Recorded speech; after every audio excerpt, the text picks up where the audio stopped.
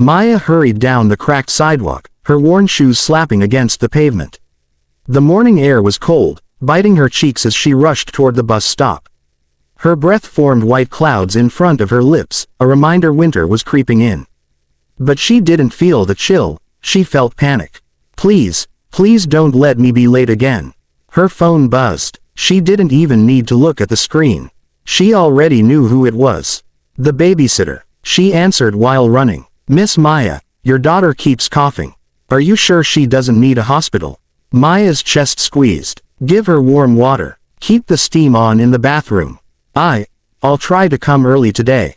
You say that every day, the tired voice replied before hanging up. The words pierced Maya like knives. It wasn't judgment, just truth. She did say it every day. She wanted to come early every day. But life was not kind to women like her. A single mother in a city where even breathing felt expensive. She reached the bus stop only to see the bus pulling away. Wait, she shouted, sprinting hopelessly after it. But the doors stayed shut. The driver didn't even look back. She stopped running, bending forward to catch her breath.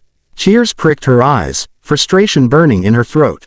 She couldn't afford a taxi, couldn't miss another day, couldn't breathe without feeling something was slipping through her fingers. Emma needs medicine. Rent is due. Electricity bill is pending. I can't lose this job. God, please. After another anxious 15 minutes, the next bus came. She got in, clutching the pole, staring out the window but seeing nothing. Just Emma's face. Small, fragile, with big brown eyes far too wise for her age. Her 4-year-old didn't play like others. She didn't demand toys or cartoons. She said things like, Mama, when we have money, can we buy medicine first? What child thinks like that? The bus jerked. Maya blinked tears away. No crying. Crying wastes time and energy. She needed both. When the bus finally reached the stop near her workplace, Avalon Enterprises, the giant corporate tower that scraped the sky, she sprinted again. The glass building gleamed rich and sharp. She felt like a grain of dust entering a diamond palace. She swiped her ID card. Access. Late entry logged. 9:07 a.m. Her stomach dropped. 7 minutes. Just 7. But to her supervisor, 7 minutes translated directly into you don't deserve mercy. She rushed to her floor, smoothing her cheap blouse and tying her hair quickly. Mrs. Vance was waiting. A tall, strict woman in crisp heels and sharper attitude. The kind who smelled like expensive perfume and superiority. She didn't yell, didn't throw tantrums. Her disappointment was colder, cleaner, cutting deeper than shouting ever could. You're late, she said, tapping her clipboard. I'm so sorry, Maya whispered. My daughter, I don't want excuses. You already used your grace period this month. The company can't run on sympathy, Maya. I understand, she said softly because what else could she say? Please, I'm drowning. Then act like you do, Mrs. Vance said, walking away. And just like that, the day began. Maya sat at her desk. Rows of cubicles stretched around her, each filled with polished employees clicking their keyboards, wearing nice clothes, drinking overpriced coffee. Her desk was small, clean, with cheap earbuds and a second-hand notebook. She tried to focus. Customer complaint emails, policy forms, calls, robotic greetings, apologies, silence, repeat. Her head hurt. Her chest felt heavy. But she forced a smile into her voice because you don't get paid for pain. You get paid to pretend you don't feel it. Lunch came, and she slipped out to the company garden. She liked it here. Grass, flowers, a fountain, nature pretending it belonged in concrete. She sat under a tree, opening her Tupperware. A half sandwich, bread and peanut butter. She saved the other half for dinner. Eating less became habit long ago. Just as she lifted the sandwich, movement caught her eye. A man sat on the bench across from her. His clothes were wrinkled, shoes dusty, hair a mess. He looked exhausted, like the world had dropped him and kept walking. He didn't look homeless, more like lost, like someone who once belonged somewhere better but life got cruel midway. He rubbed his temple. His stomach growled loud enough she heard it.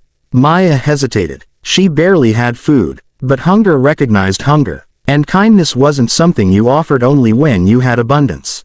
She walked over gently. "Excuse me, are you all right?" He looked up, startled, eyes tired yet strikingly deep. Gray-blue, like storm clouds trying to calm down. "I'm fine," he said weakly. "Just life kicking me around today." "We all have those days," she offered a small smile. "Have you eaten?" He hesitated. "No, but I'll be okay." "You won't be if you collapse. Here." She held out half her sandwich. His eyes widened. "No, I can't take that. That's your lunch." "It's okay," she insisted softly. "I want to share. Someone helped me once when I desperately needed it.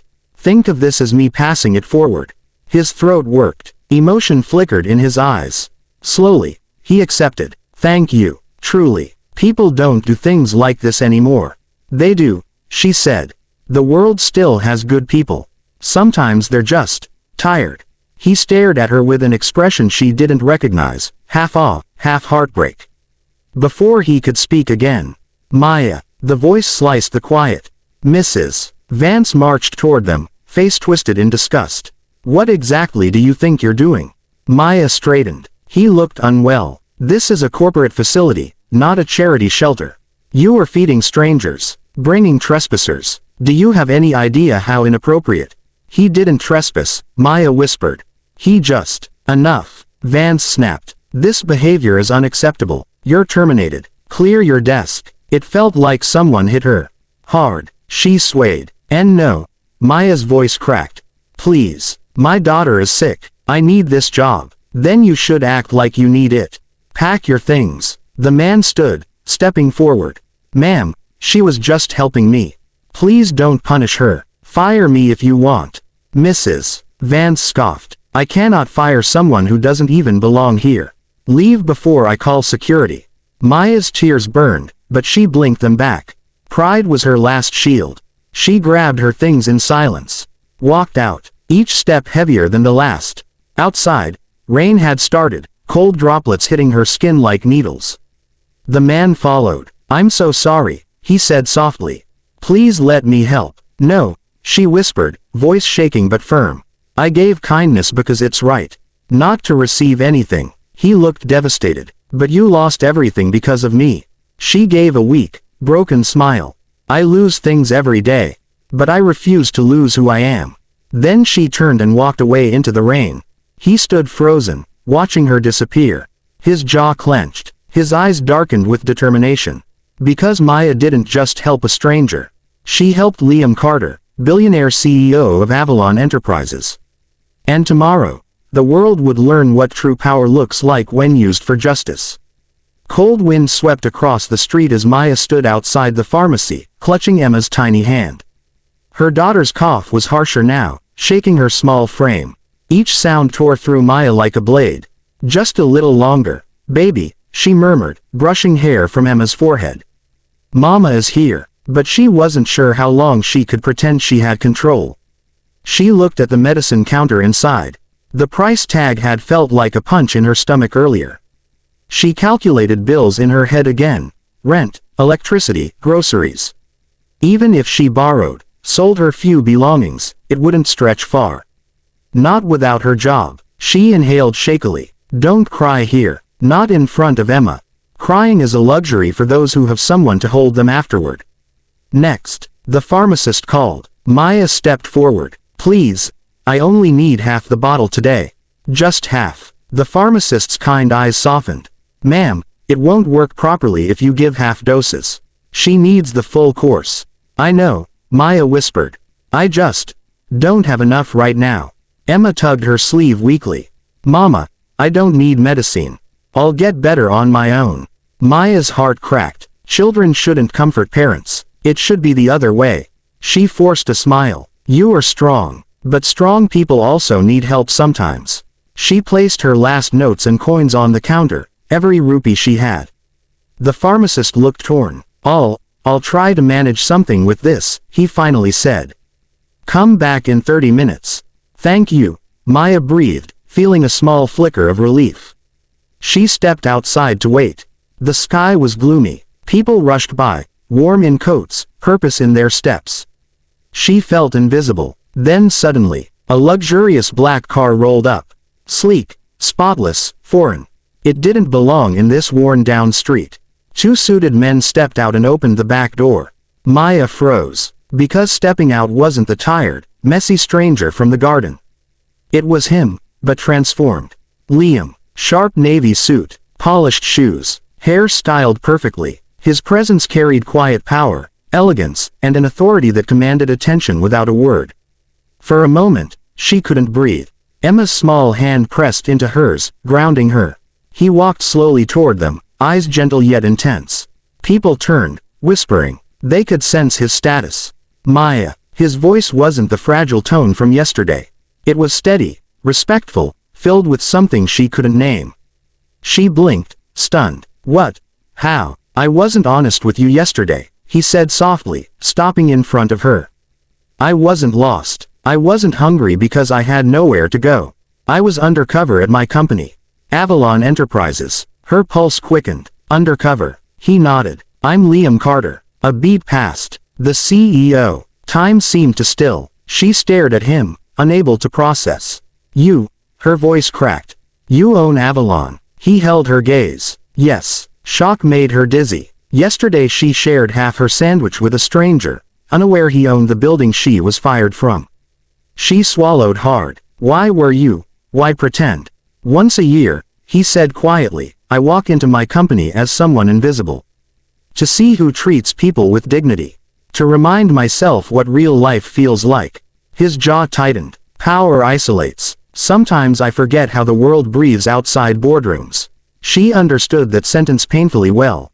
You showed kindness when you had nothing, he continued, voice filled with awe. People with everything rarely do that. Her eyes stung. Kindness doesn't fill stomachs. It didn't save my job. His expression hardened. Not at her, but at the injustice. It should have. He stepped closer. Mrs. Vance fired you without hearing your side. I dismissed her this morning. Maya gasped. You fired her. She abused power. His tone was firm, and she punished compassion. That culture ends now. She exhaled shakily, the weight of yesterday finally lifting a little. One of the suited men approached and handed Liam a document. Liam offered it to her. A new job, he said. Senior Support Coordinator. Triple the salary. Healthcare benefits for you and Emma. And flexible hours. Her hand trembled as she touched the paper. When she read her name there, printed, official, real, her vision blurred. I don't understand. Why would you? You earned it, he replied simply. You saw a human when others saw a nuisance. That makes you more deserving than half the executives in that building. She covered her mouth, overwhelmed. No charity, no pity, recognition. Liam crouched to Emma's level, gentle smile forming. Hi there, I'm a friend of your mom's. Emma sniffled, sleepy-eyed. Are you her boss? Something like that, he chuckled softly. And she's going to be my favorite employee. Emma's lips twitched. Mama is the best in everything. Liam's eyes softened. I believe that. Then he turned to Maya again. One more thing, he signaled. An assistant stepped forward with a bag. Full medicine course, and doctor's appointment booked for tomorrow morning. Free of charge. Maya shook her head instinctively. I can't accept. This isn't charity, he interrupted gently. It's me righting a wrong. His voice lowered. Yesterday you refused help because you gave from your heart, not expecting anything in return. Let me do the same today. Her breath hitched. The sincerity in his eyes, it warmed places inside her she thought were frozen forever. She nodded slowly. Thank you. For everything. He looked relieved. Like helping her was not duty, but privilege. I also want to offer something else, he said, tone cautious. Not as a CEO. Not as someone who owes you anything, but as a man who saw courage and grace standing in the rain yesterday.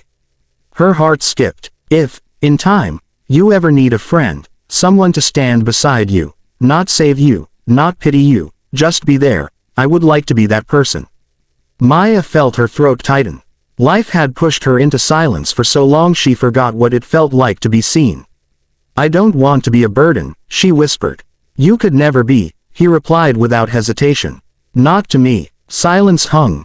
Soft, safe, full of possibility. Emma blinked up at him. Are you gonna visit us? Liam smiled. If your mama says yes. Maya exhaled, a small smile forming for the first time in months. One step at a time, okay, she said gently. He nodded. One step at a time. Together. The car door opened, and he paused before leaving. Oh, and Maya, yes, never again think kindness makes you weak. His voice softened into something like admiration. It made you powerful enough to change a billionaire's decisions in one afternoon. He stepped into the car. The door closed, and for the first time in years, Maya didn't feel invisible. She felt seen, valued, strong. She held Emma close as they walked toward home, medicine in hand, hope in her chest. Tomorrow wasn't a threat anymore. It was a promise. Dizzy moral of the story.